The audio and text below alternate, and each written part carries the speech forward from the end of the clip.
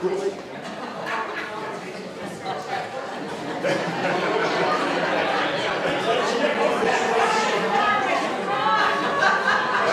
what I get for showing on time.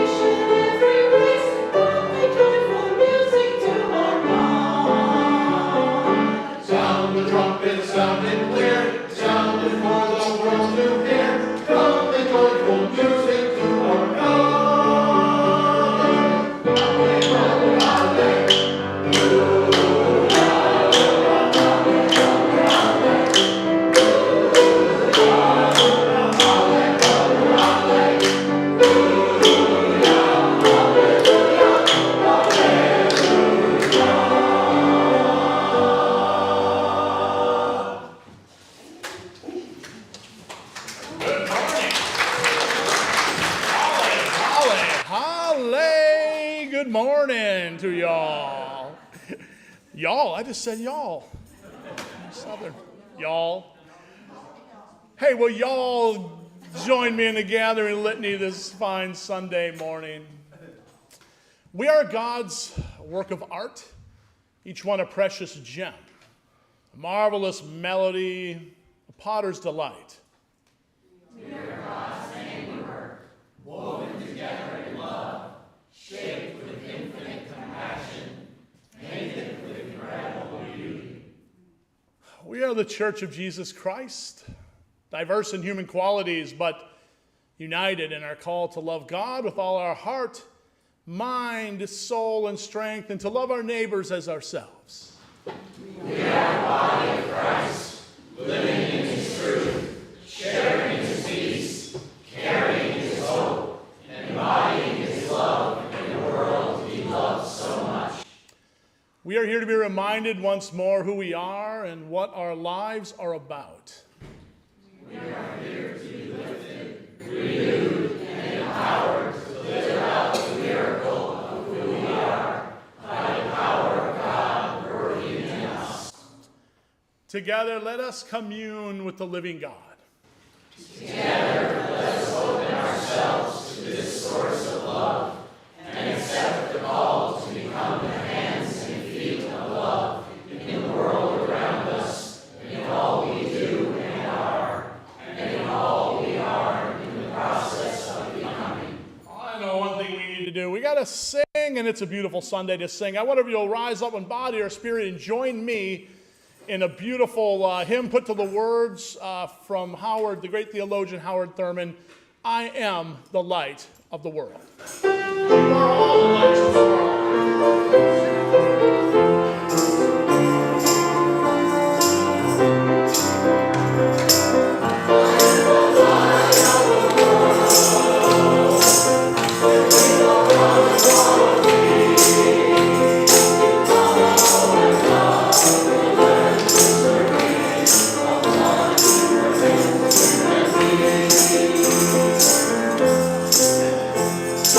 All of the angels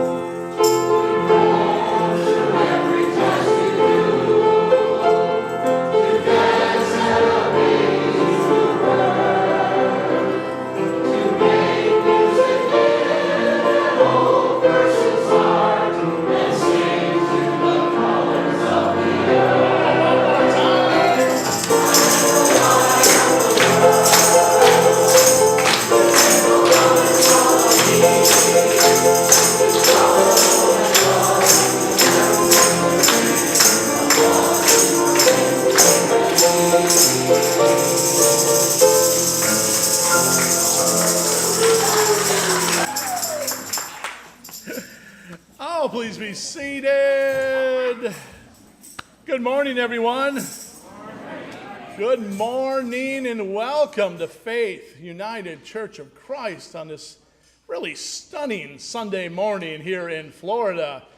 So delighted for anyone that's coming out to visit with us today. We're first-time visitors, return visitors. We are so happy to have you here. And if you're online with us, we say a special welcome to you. I hope it is a beautiful day wherever you are coming to us from, and a special welcome to any visitors that are joining us online, our online community, as well as we always like to say, wherever you are here. So welcome, welcome, welcome. If you are online with us, go ahead and remember to like and share and subscribe, all that good stuff, depending on whether you're on Facebook or YouTube, and help us get our word out there. And send a note to office@faithucc.org if you want to get on our newsletter mailing list. So we can keep you apprised of all the happenings here. And if you're visiting with us in person today, you're like, I'm going to go check this church out. I've heard about this place. I'm going to go check it out today.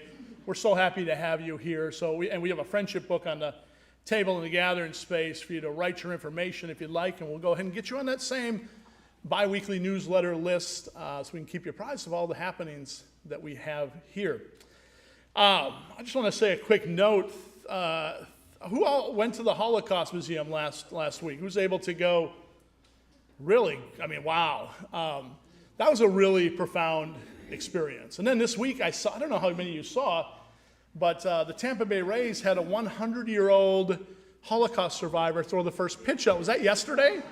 Is that when that was? I mean, that was really powerful to see that. If you haven't seen it, just go find the clip. And she had 100 on her jersey. And so really just kind of, for me, it was like this way to tie together that whole month of April where we heard from Tony Rindy here in our pulpit, a Holocaust survivor, and then many of us heard from John, her husband, who was our docent at the Florida Holocaust Museum last week. And that was a really profound experience. So I want to, anybody that would like following our service, I just want to carve out some time to talk about that. We haven't had much of a time to debrief it or talk about how we're feeling about it. So maybe grab some coffee and some hospitality after the service, and whether you were there or whether you just want to hear others' experiences or have been to other concentration camps. Some of you told me I've been actually to Dachau or I've been to Auschwitz, and I would love a chance to talk about that too. So we'll carve out that time after the service today. So if you're interested in that, stick around and we'll share what really was a really profound experience. Let's hope that never, ever happens again, and let's be a place that works hard to make sure that it doesn't, that we speak out often, as well as for gun control. I'm just going to say right off the bat, I know I wasn't going to do this now, but I saw images from Allen, Texas this morning. I don't know if any of you saw those. Usually we don't see images of mass shootings, and there's a very good reason that we don't, but almost like when Emmett Till's mother wanted his body shown, his face shown, sometimes you got to wonder if those images can maybe finally move some hearts in the right direction. And they're shocking. I don't encourage you to go seek them out, but they are out there because people filmed them, and that generally doesn't happen in those mass shooting circumstances, or they collect the video and pictures, and they're just not released. So really moving. I don't know where this nation's going, you guys. I really don't. I was walking on Publix the other night and just went to get something simple. I think it was some apples. And it was dark, and I'm walking out, and I'm thinking, it could all end as quickly as some guy getting out of a car deciding he wants to shoot up a Publix. And it's like we're living with that fear right now, And it's really, really hard. So let's, we start this service, and we're going to focus on mental health this month. In May, and because it is Mental Health Awareness Month, let's just hold our sisters and brothers in Allen, Texas, or Uvalde, or Buffalo, or we could do the litany that just keeps growing and growing and growing. And the only answer always seems to just be more thoughts and prayers. So hold Texas in your hearts and prayers this day. I know that's a bit of a kind of a strange way to enter into a century moment, but I do want to have that now. I just want us to, there's so much going on, and in this Mental Health Awareness Month, we're all just being bombarded with different things and anxieties and fears and division, and turn on the media and they want you to be at war with one another, and sometimes we need to have a time to come and let that go. So let's just try and do that now. I just want to invite you to close your eyes and breathe in. I just want you to breathe for a moment, my friends. Just take some deep breaths and center yourself in the goodness of this moment and the collection of gathering of spirits that have come together to be supportive and loving and worshipful and just to celebrate the joys in life. We have our concerns and we'll carry those with us, but right now I just want you to breathe in a joy. I want you to think of a joy, something that makes you happy. I want you to breathe that deep into your bones, deep into your very being. And hold it there. And I want to let it bring a smile to your lips. What makes you joyful this day? Hold that there. Could be this beautiful day, this weather. Could be the beach or the Gulf. Could be a loved one whose hand you're holding right now. Could be the memory of a loved one no longer physically here, but with us in spirit and our hearts. What brings you joy? Hold that there. When you exhale, let go of some of that anxiety that this month was made to remind us that we need to let go of. Breathe in a sense of peace and let go of, and breathe out anxiety and fear.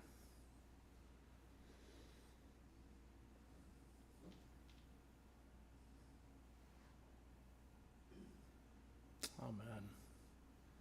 Let's journey ever deeper into our worship together with a beautiful video from John Philip Newell's words and a video from the Work of the People. Let's just settle in this for a moment.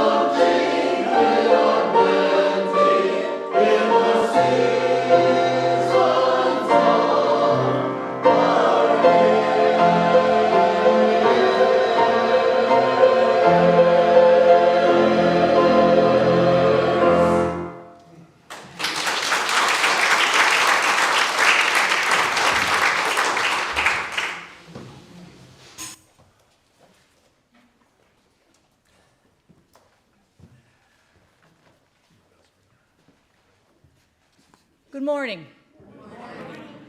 Our brief scripture passage comes from 1 Kings 19 and tells of the prophet Elijah and a time of mental breakdown and pain.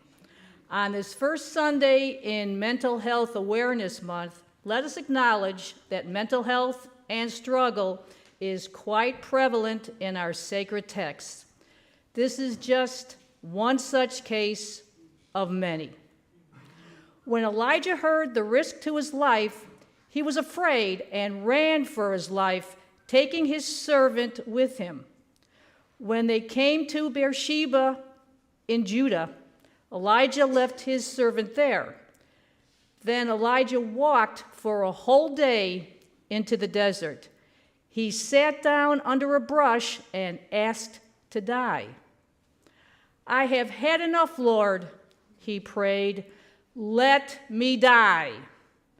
I am no better than my ancestors."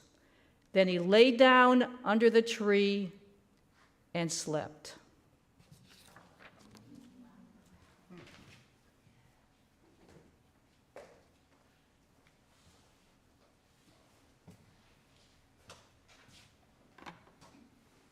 Thank you, Natalie. To which you said, boy, this is a depressing reading. So the month of May, as you just heard, is Mental Health Awareness Month in the United States, a really important month dedicated toward raising the issue of mental illness to the forefront of our discourse for the purpose of really saving lives, of helping people live better lives, and for really encouraging dialogue around all issues of mental illness, issues that, if we're honest, are too often always forced into the shadows where they're never discussed and are almost seen in so many cases, as that dirty little secret, right? In families and amongst people, secrets to protect. But back in 1949, 74 years ago, a man named Clifford W. Beers sought to change that through his own experience with mental health, and through his work, what we recognize as this month in May was born. You see, Clifford Beers was cruising along in life and looking forward to a promising future as he had just graduated from Yale University and was beginning what he had planned would be a really successful business career. He was on his way up. But as so often happens, life took a bit of a swerve for him, and he had a major episode of depression and developed an obsessive fear of mental collapse, as he put it, especially after the death of his brother, who died from complications due to epilepsy. According to a source that I was reading about his life, his despair became so great he attempted suicide. And this led to terrible years spent in private, voluntary, and state hospitals in Connecticut. Eventually, he experienced a time of recovery, but those experiences led him to want to find a new direction for people that are suffering from mental illness that were in his time. And he had seen enough of the horrors of the institution, which he called cruel and inhumane. And so he gave his life to, as he said in his book that he wrote called A Mind That Found Itself. Has anyone ever read that book? Yeah, Elizabeth has read that book. It sounds really powerful. A Mind That Found Itself. He wanted to develop what he called a broadened moral sensibility, in his words, when it came to people suffering with mental illness. So with Clifford Beers' struggle, his really real and intense struggle, and his desire to see people treated with respect and dignity who are suffering with mental health issues, our month, this month of May, Mental Health Awareness Month, was born. Each year, in fact, the issue is so important and so forefront that the White House releases a mental health statement. I was reading it yesterday, and just a part of their statement said this: "During National Mental Health Awareness Month, we honor the absolute courage of the tens of millions of Americans living with mental health conditions, and we celebrate the loved ones and mental health professionals who are there for them every day. Treatment works, and there is no shame in seeking it. Together, we will keep fighting to get everyone access to the care they need to live full, and happy lives. They went on, as Americans, we have a duty to care to reach out to one another and leave no one behind.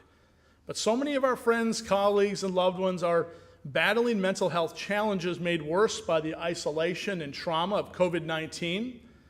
2 in 5 adults report anxiety and depression, and 2 in 5 teens describe experiencing persistent sadness or hopelessness exacerbated by social media, bullying, and gun violence. Drug overdose deaths are also near record highs, and suicide is the second leading cause of death among young people. They finish their first part of that statement by saying, "It does not have to be this way." End quote. Does not have to be this way. It doesn't. And thank goodness the conversation around it is becoming more and more prevalent, for we all, every single one of you in this room, or for those of you online, either struggle with issues of mental health or you know a loved one. You have a loved one who is. In so many cases, actually, likely what is really true is that they're both true. You know someone and you may struggle yourself. So may this month always be one to say exactly what they just said. It doesn't have to be this way. Let's talk about it. Let's support one another. Let's save lives from a mental illness that generally spares no one.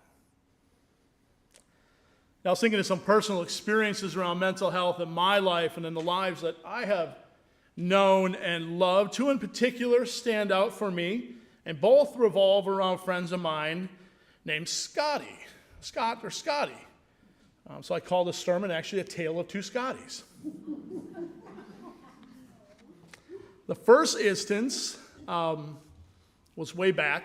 I was in seminary. I was working in many of you know this. I was working in a wine store just outside of Minneapolis, a place where I had been working on and off for many years. And all truth be told, I met my wife there, in fact. Oh, yes, ladies and gentlemen, you all know I met my wife at a liquor store. For some of you, that's not no news. Others are like, what? I didn't no idea. You know our little secret now? We met at a liquor store.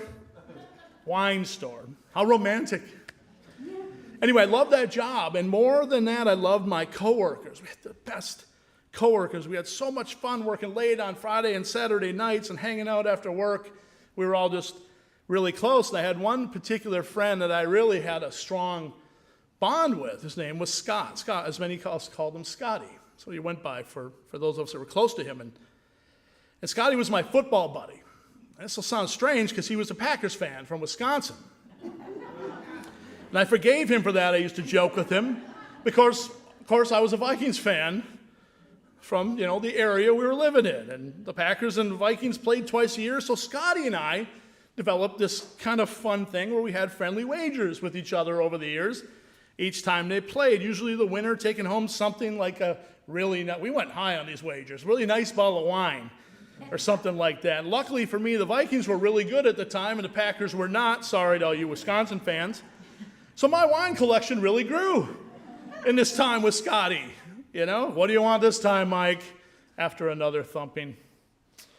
I really enjoyed him. I enjoyed those moments with him. I enjoyed him more so as a human being, just a really good person. He was warm, he was generous, he was this completely laid-back guy, so laid-back. He loved to tinker with his 1970s Range Rover.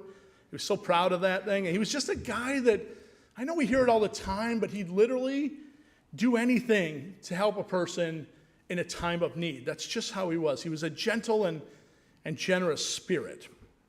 But another thing about Scotty, as I later learned, he suffered from severe depression. Scotty eventually got married to another employee of that wine store. There was something in the air, I tell you there. They moved back to Wisconsin, and they had 2 beautiful little girls, twins. And I saw Scotty and his wife, and even met their little girls on an occasion or two after their move. And then one day I had a phone call. I remember I was coming home from I think it was seminary, and someone at the wine store called me with some devastating news. And apparently, Scotty told his wife he was going to go out in the garage and work on his beloved Range Rover.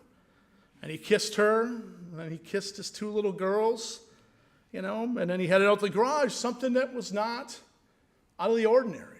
That's why they bought this land, because he wanted a place to work on things. And so we headed out there. And time went by, and there was no word from Scotty, so his wife went to check on him, and as she told it later, she opened the door, and she turned on the overhead light, and she found Scotty hanging from the rafters. He'd hung himself. She couldn't get him down, so she dialed 911 and waited in horror for the fire department to arrive, and when they did, they took him down, but he was gone. It was just too late. It's another victim of suicide, joining the unbelievable numbers of those who had committed suicide before him. Depression had claimed another victim, and I still to this day think of Scotty often. I lament that damned and dreaded disease claimed the life, of another good soul. I have another friend named Scott I want to tell you about. And unlike Scotty, who I just told you about, who did really suffer from depression, that was known by him, obviously, and those close to him. My lifelong friend Scott never really showed any inclination toward depression whatsoever.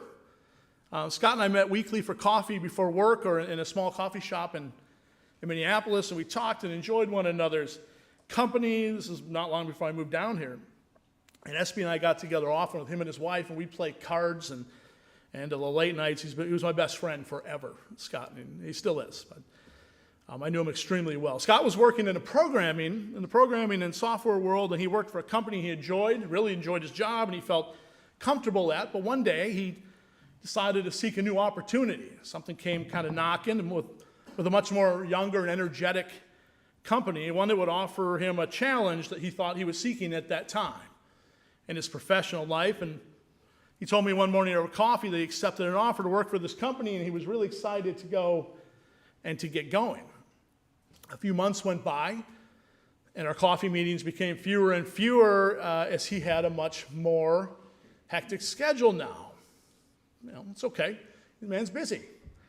But one day he called me, and he was super stressed. And he was really agitated, and he was acting outside of the realm of his normal behaviors. I'd known him my entire life. And the job, it turned out, was pushing him hard, really hard, and he lamented deeply making this change. There was so much regret. He wanted to go back to his old company, but they had already filled that position, and it was too late. And I'd never heard him like this before, and he began talking in coded language about ending his life because he'd made this, what he thought was such a terrible mistake that was like a bell that couldn't be unrung. He thought he literally had ruined his life, and he was living with this just deep regret. And I was floored because this is my friend Scott, who I'd known all my life, and I tried to get him to meet and talk, but he just would not. And so then I had to call his wife and his mom, and I told them about the conversation, and they were really startled, and they tracked him down, thank God, and they were able to convince him to get some really quick professional help. And as he did, from then on, his whole life changed in that moment. As he grappled with this depression that had just suddenly just sprang up in his life. Now, he might say he's still grappling with that today, but he's come a long way, thank God. And he discovered running, which I've heard other people say, which he says saved his life after that moment. And he's doing well today, raising his son with his wife and running his own successful business out west. So depression almost claimed another victim in this case. Almost. I think of and talk to my best friend Scott often. I stand thankful that in this case, that dreaded damn disease did not claim another good soul. I'm sure you all have similar stories, don't you? Yeah. I see the heads nodding. And again, I recount these today because this month is Mental Health Awareness Month, a month set aside to recognize, honestly, the crisis. We have a crisis that is in this nation and in our world around the variety of conditions that are termed mental illness, depression and suicide, and comes from that, and bipolar disorder and anxiety. My God, anxiety in this day and age, huh? addiction or schizophrenia or obsessive compulsive disorder, PTSD, another major thing people are grappling with these days, and all sorts of other issues. People are suffering and struggling with a whole host of mental illness issues all around us, in our families, among our friends, in our churches, on our streets, in our hospitals, and in our prisons, and of course, quite often in our very own mirrors.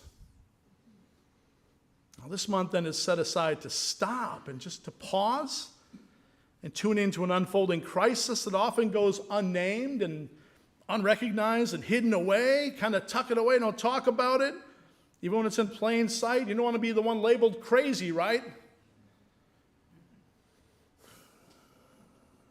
So it's a month just to remember that mental illness, as with my first friend Scotty, can be ongoing and known, like the depression he grappled with on a daily basis that his wife was struggling also to stay tuned into, yet it can also be silent as well and can manifest itself in an event as simple as changing a job, or something else like my other friend Scott went through. Or it can be triggered by the death of a loved one, such as in the founder of this month, Clifford Beers, and his story, and through all sorts of other things that can just happen in the blink of an eye.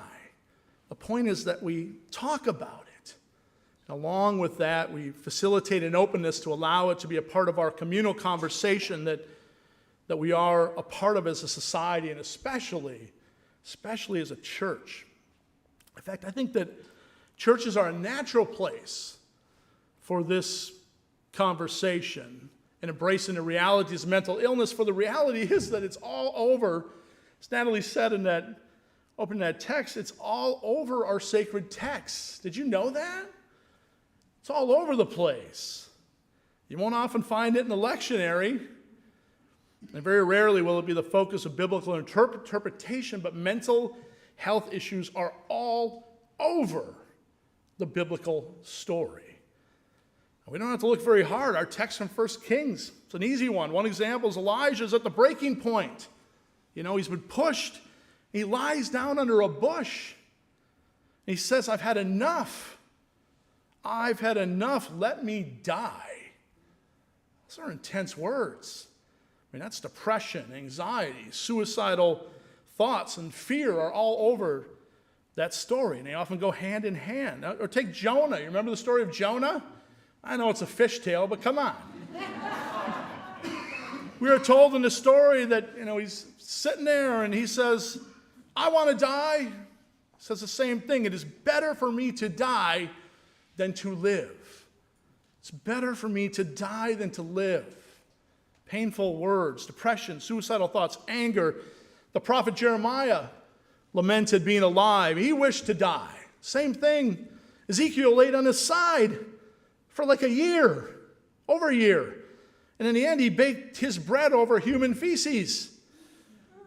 Hence Ezekiel bread 4:9. I mentioned that a few weeks ago. I don't know how many of you went and looked it up.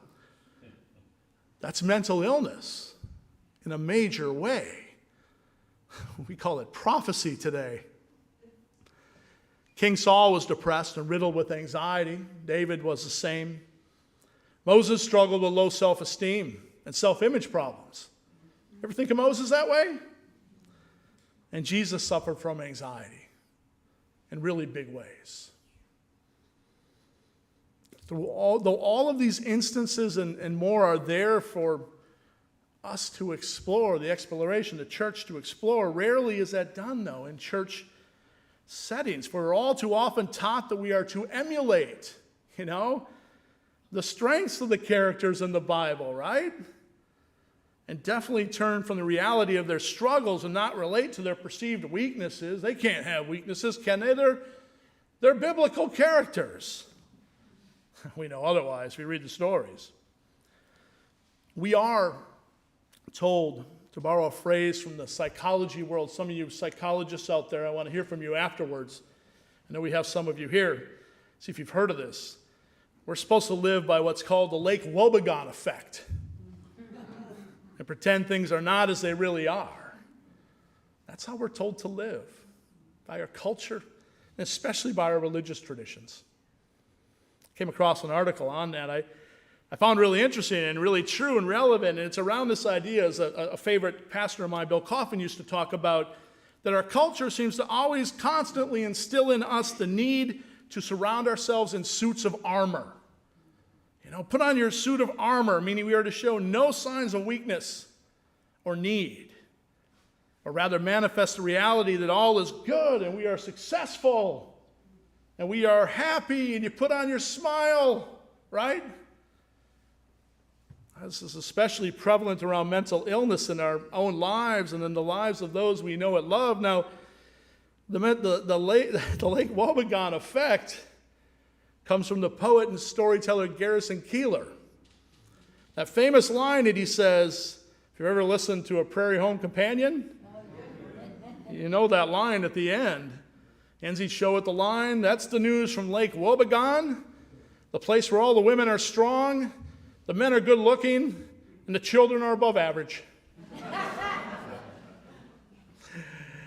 Well, believe it or not, there's such a thing in psychology called the Lake Wobegon effect, and it describes the way we human beings puff ourselves up, much to the chagrin of reality, and surround ourselves in those suits of armor to tell everyone that all is good with me and I'm way better than I appear. It's a facade. But that, as the Lake Wobegon effect points out, is just not necessarily true. In fact, what does woebegone mean? I know that's more of a Native American word, but if you look at the word woebegone, doesn't it mean affected with woe?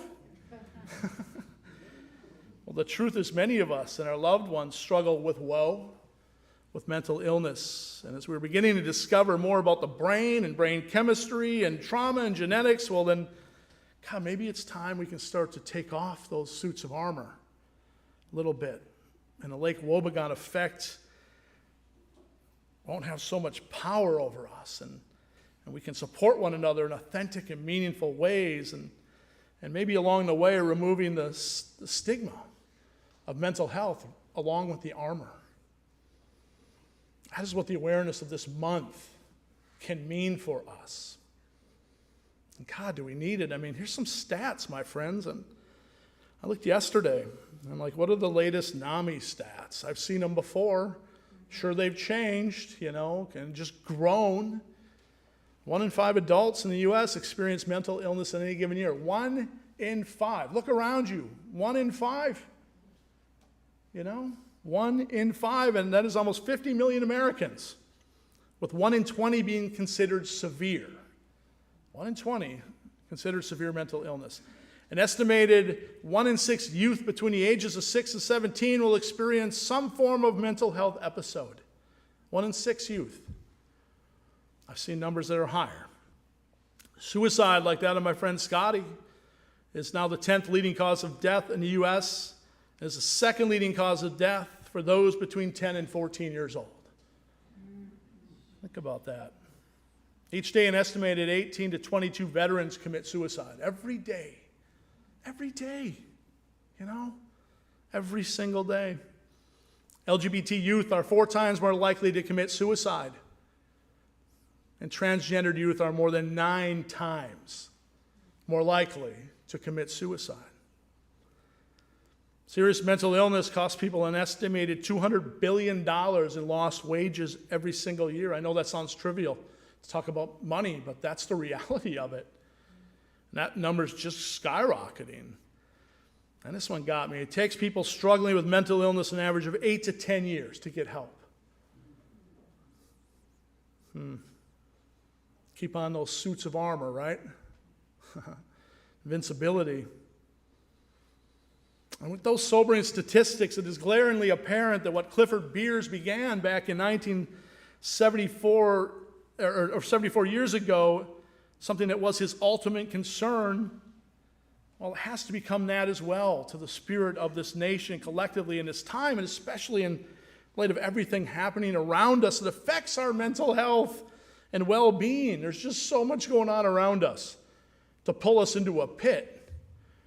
So this is no time for the Lake Wobegon effect, but time for honesty, support, and love, because in those things are healing, openness, trust, and a new sense of wholeness.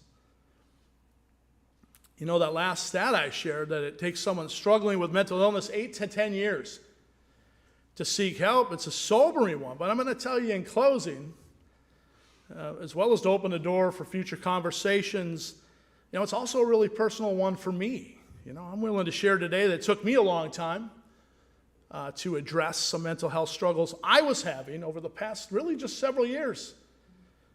You know, I was in a pretty deep state of depression really since COVID-19, right into the end of last year. Though I might not really have known it, or I knew it, but I didn't accept it, you know. My suit of armor is strong. You know, I put that on, and it's on. I put that face on, and that facade is there. But I knew finally that I had to start climbing out of the pit, you know. It really was the end of last year, and I had to start searching for the light. Yeah, I was just seeing darkness. I had to start searching for the light and get some help, and to be honest with what I was living with. And I began to realize how deep my depression was when I started to get that help, and how it was having a profoundly catastrophic impact on my health, you know, on my relationships, on my family, on really everything, you know. And I got help. I asked for it. I had to find the courage, speaking personally, to shed that dang Lake Wobegon effect, because that's what it was for me, as I convinced myself that depression and anxiety were what other people dealt with. You know, struggle with, not me. Not me. I look in the mirror, I don't struggle with those things. I think that's really common. And that's why I want to share that with you in case you are in that same spot. You know, in case you are in that same funk. In case you're in that same pit that I was in last year especially. I just want to say there's a way out. There are better days. And I'm available to talk if you want someone that's walking through it right now. But we need to open that conversation. You know, and we need to keep it there in the open and work hard to erase the stigma and keep working towards Clifford Beer's original vision of a broadened moral sensibility to all forms of mental illness. And always encourage the courage to say, I'm hurting. And you know what? It's okay to let others help. One last thing. Following our service today, I do hope this opens up a wider conversation for us. That's why I wanted to share it. I encourage you to stop by the table in the gathering space over on the wall. It's got all sorts of information. You might be seeking something, resources on mental health and illness, and check out the pictures and the art on the wall, and grab a wristband like I'm wearing right here that says faith and courage and hope and strength, and put one of those on and wear it this month. Wear it the month of June. Let's see green wristbands all through this place. I mean June. Month of June. I skipped a whole month. I'll wear them in June too. But the month of May, wear it all through the month of May in honor and support and recognition of Mental Health Awareness Month. And I want to say thanks to Elizabeth Cohn for putting that together for us. It's really powerful back there. And Elizabeth will be offering a message on the final Sunday this month of the environment and mental health. So I'm excited for that as well.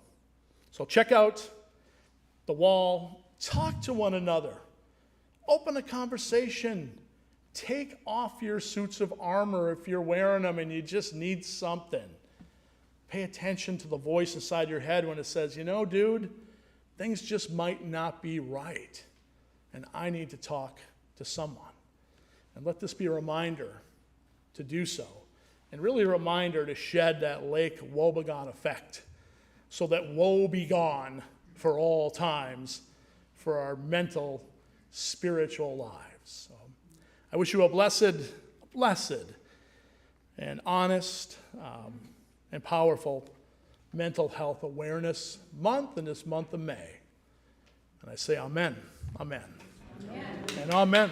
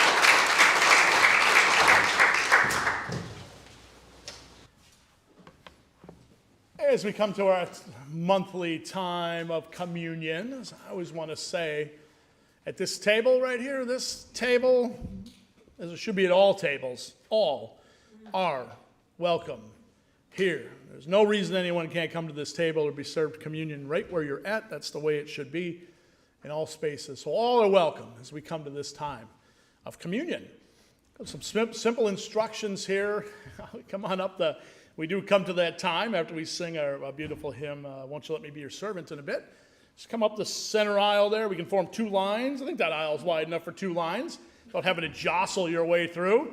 And we have bread on the ends, a regular wonderful bread, and we have gluten-free bread in the middle, and then we have juice on each side over here so you can perceive around and head back to your seat and enjoy a moment of conversation with a neighbor, maybe meet someone new, or just a time of prayer and centering and stillness, however you would find it meaningful to enter into that moment. But as I always say, all are welcome at this table. I'm using a beautiful litany written by Marin Terabasi, a favorite liturgist of mine. She sends stuff out, and she's like, use it, change it, whatever. I love that. I think that's so cool. So these are Marin's words. I thank her for writing stuff for all of us out there to share with folks. She's such a beautiful poet. So I wonder if you'll join me in our invitation and litany. Come to this table because you want to celebrate care in illness, comfort in sorrow, healing beyond curing, peace and forgiveness, hope in times of fear or threat. Come to this table because you claim your abundance, as culture defines it, or as your heart knows it. Come to this table because you have discovered your own generosity and you need to start giving. Come to this table because you are willing to be welcomed, even when that is awkward, and willing to welcome to the limit of your resources, and even to offer welcome knowing you may be rejected. Which would never happen here. Come to this teeter-totter table where the bakers and the starving touch elbows and hearts. So we remember that Jesus came from a culture of oasis hospitality. I love that. Stories of manna, grain gleaned, a raven feeding the prophet Elijah, Abigail hurrying to offer a feast, and a Passover meal for which everything stopped and all were fed. We remember that Jesus came from both family Sabbath evenings and the cool bending of grain plucked from a field when someone was hungry. Remember that Jesus remembered that on his first day in the healing business, he lifted up a woman from her fever, and she responded by serving everyone from the generosity of her wellness. Jesus sat and ate at the table. We remember that Jesus remembered that near the end of his ministry, he called a short man from a tree into a forgiveness so abundant it became a meal for the least and lost. Jesus sat and ate at that table too. And we remember that Jesus knew when it was the last Passover how important healing and turning lives around was. And so you know what he did? He blessed some unleavened bread. And he poured a cup of wine and love freely, inviting us always to share both brokenness and grace. I wonder if you'll join me in a little, oh, wait a minute. I'm going to share some joys and concerns before we have a moment of prayer here. Please continue to hold Gary Hart in your hearts and prayers. Gary really wanted to be here today, but he's just still feeling weak. I mean, he's doing okay. His pulse is regulated, but he's just not getting his energy back. So he's got a doctor's appointment this week, and hopefully they can get him on the right track. He's not sleeping well, and that may be a part of it. So he sends his love. I spoke with him last night, and thank you to so many that have been helping Gary out in this time. And just know how appreciated it is by him. And let's hope we can get him back here sometime soon to be a part of us again on Sunday morning. So continue to hold Gary in your hearts and prayers. And hold Ruth Ann Richwine in your hearts and prayers this day. Ruth Ann is recovering from hip surgery.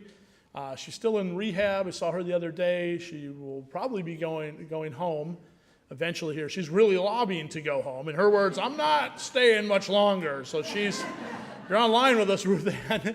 We're thinking about you, and we want you just to get back home and continue your healing and your rehab, and get back to us soon. So, and also continue to hold Elise and Taylor. We've been praying for them, and Rosemary, and Chuck and Pam, and Chalice, and Chris and his family. All of you, thinking of you always, and Brian as well in this time. I do want to lift up a Joy as well. I don't have any papers today. This is amazing. You haven't given me a slip of paper, so I'm going to move on to some joys here. Big joy yesterday, Michelle, who's not here this morning, who would be sitting right here, is now married. Michelle and Ron, as we sent them out of here last week,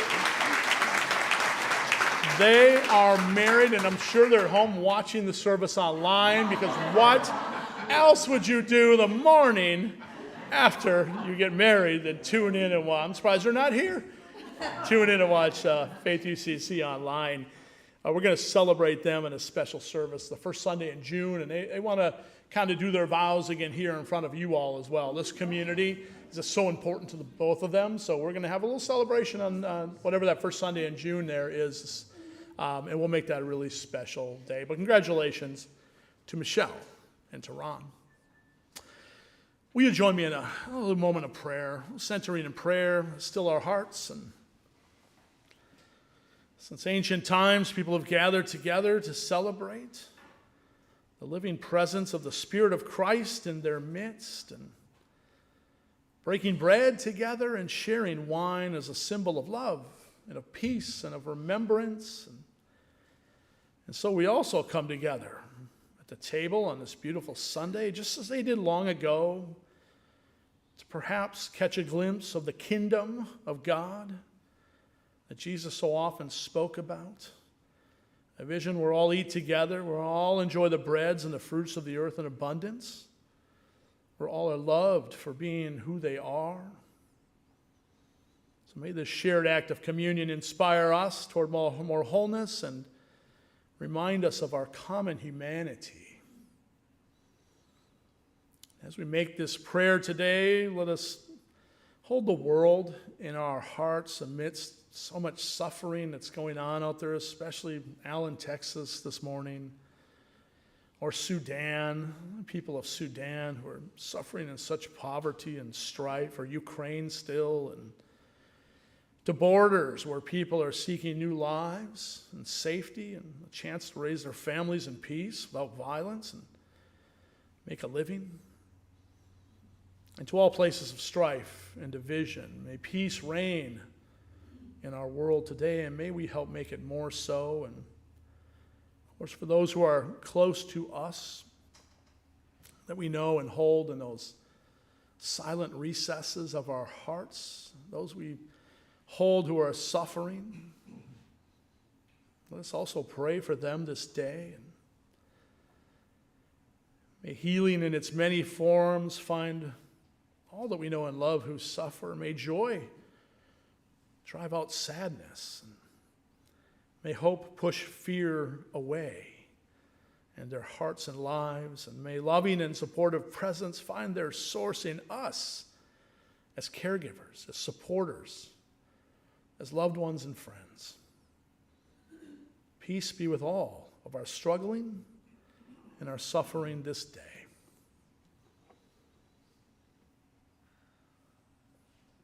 I don't know if you'll join me in a little beautiful interpretation of that ancient prayer that Jesus asked us to offer. Words are on the screen. Essence of life that is in us, that permeates every fiber and molecule of the universe, awe-inspiring is the thought of you. Let us ponder your closeness, compassion, empathy, understanding of all creation.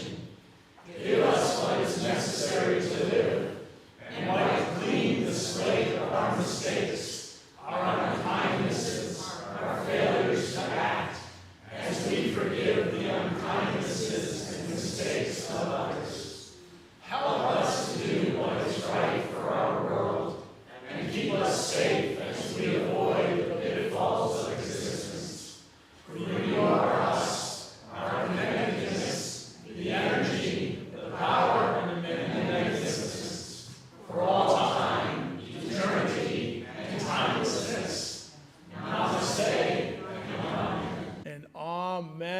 namaste I say to each and every one of you, which means the Spirit of Christ in me recognizes the Spirit of Christ in you.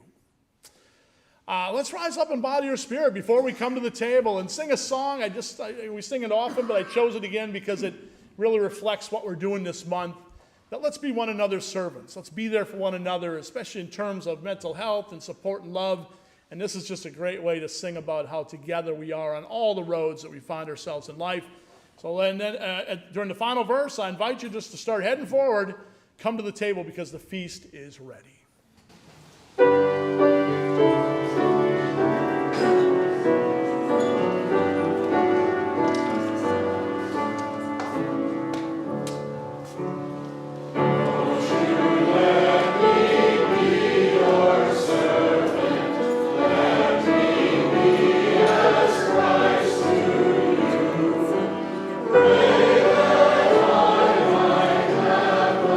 Grace to let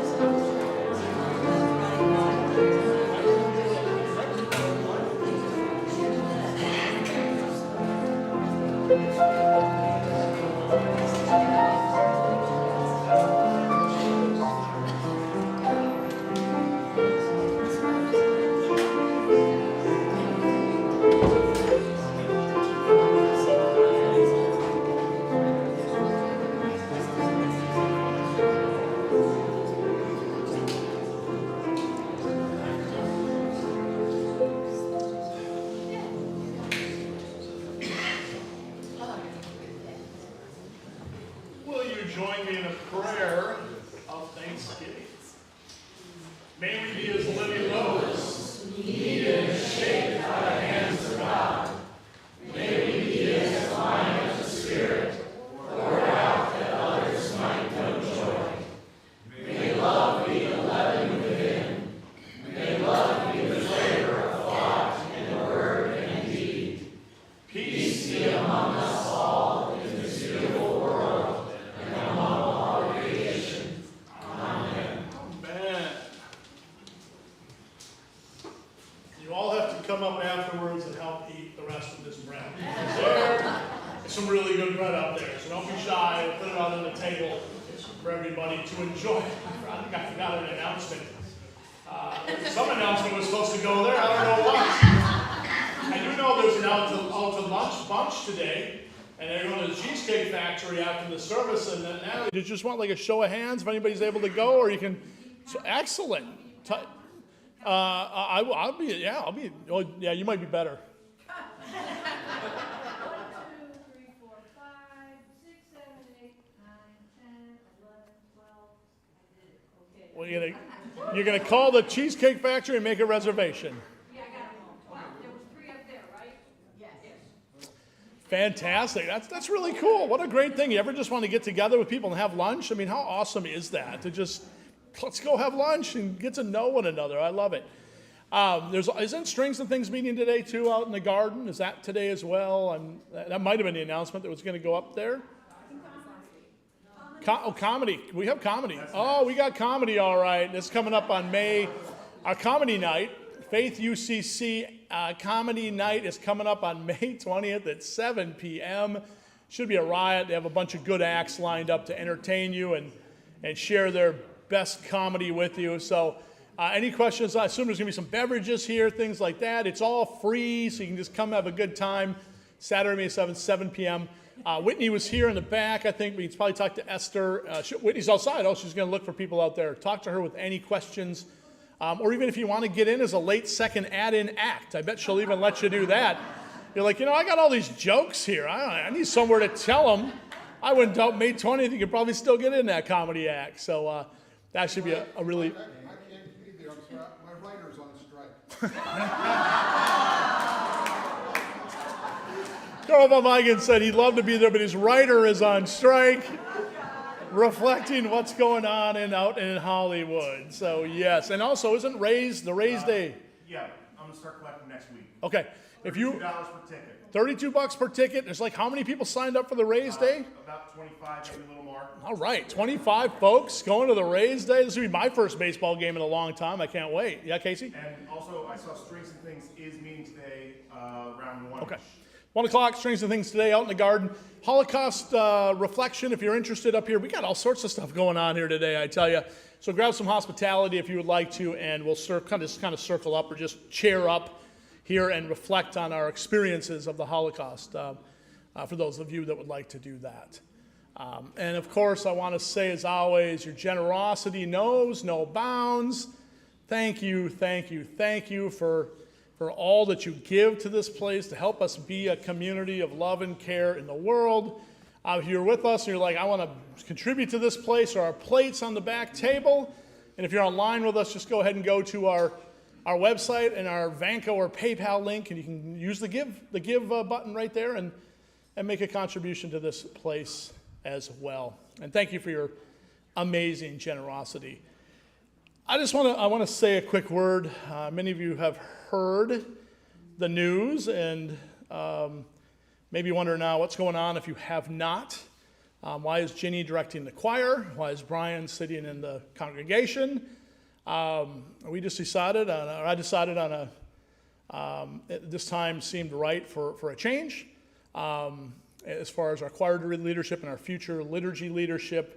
Some things happened, and I'm sure if you want to know more, Brian is here. I'm here to talk to. See the email I sent out on Friday, but I just want to acknowledge the elephant, that's in the room is like, what's going on here with our change in leadership? So there'll be some changes, but as our first anthem said, God is unchanging yet changing, or something like that, or maybe I mixed those up, I don't know.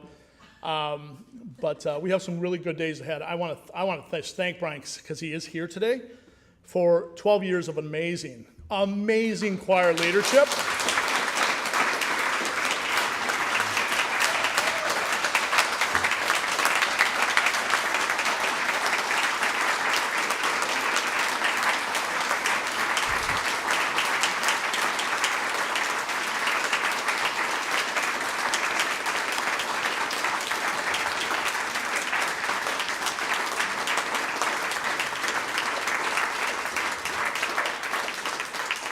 And I want to say thanks, Ginny, for stepping in today and leading the choir. And thank you to you all for your incredible passion. I mean, this is the heart of what we do here. We sing, we spread joy, and you bring so much joy to the hearts in this place and the spirits in this place. And for that, I just want to say thank you for your dedication and for all that you give, and for just saying we're going to look forward and sing. I mean, that's what you love to do. And for that, let's give our choir a round of applause as well.